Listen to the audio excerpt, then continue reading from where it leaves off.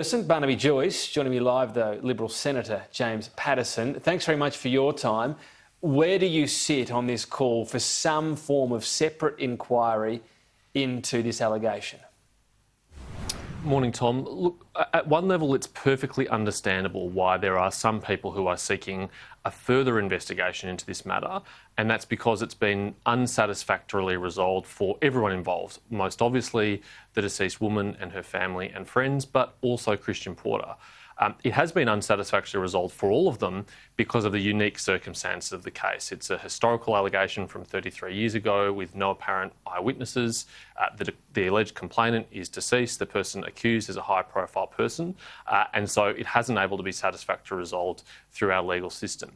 But the only reason why you would think an independent investigation or a new investigation would produce a different result is if the safeguards and protections that are in place for accused people in our criminal justice system were removed. For example, if you removed the requirement that evidence be admissible on a legal basis, that if you remove the requirement that the accused be presumed innocent rather than guilty. If you said that the standard of proof, instead of being beyond reasonable doubt, should be on the balance of probabilities. But if you removed any of those things, then what you'd be doing is tinkering with a legal system that has been built up over hundreds of years of tradition through the common law system, which has been developed for a very good reason. All of those requirements are in place because when they haven't been in place, grave miscarriages of justice have occurred. And so we have to think very carefully about what an independent inquiry would do that's any different to the current process, and if it were to be different, what would justify that difference and what would justify throwing away those really important safeguards that underpin our rule of law.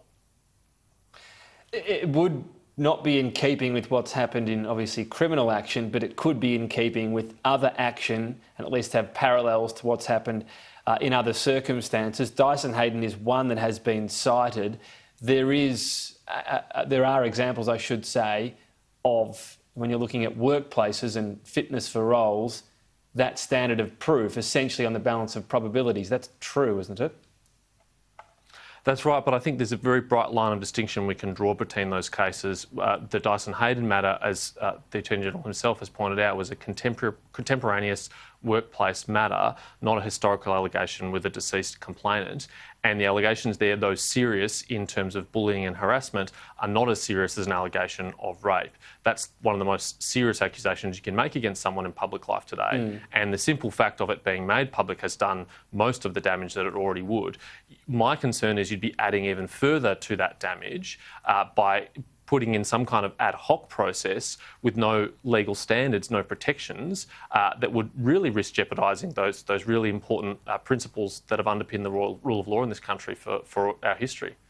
But it can be something, of course, in camera. It can have carefully set out parameters. I guess the flip side of this, do you really think the situation is tenable to go on as it is, where a line is supposed to be drawn under it and Christian Porter returns in a few weeks? My point, Tom, is more that most of the people who are calling for an independent inquiry haven't actually grappled with these issues. Very few of them are willing to say, yes, we should allow legally inadmissible evidence to be used in this. Yes, we should reduce the standard of proof to balance of probabilities instead of beyond reasonable doubt. Yes, procedural fairness shouldn't be observed. Very few people are willing to articulate that, and there's a very good reason why people might be reluctant to articulate that, because that would be a profound departure from our system of justice. And it doesn't really matter once the accusation has been made and it rises to such a level of seriousness.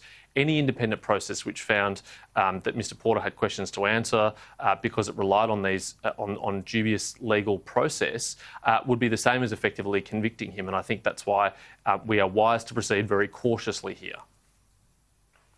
What about the general question, because this has clearly started and kicked off anger amongst many women and some men as well abused in the past.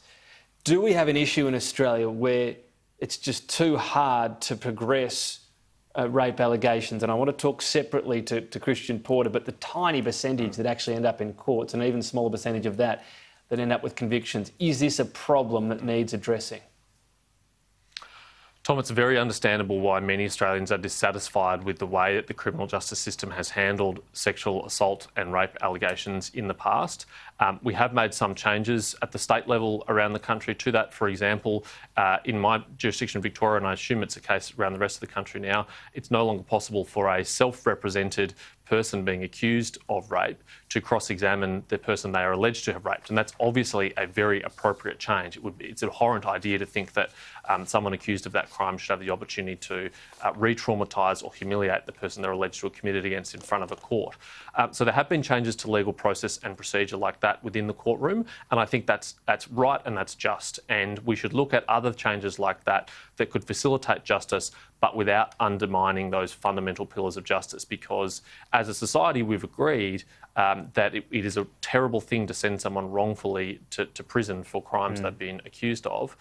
And so we've put in place all these robust measures to make sure that doesn't happen. And I don't think as a society would be happy if we walked away from that. I think history shows what the danger of that is.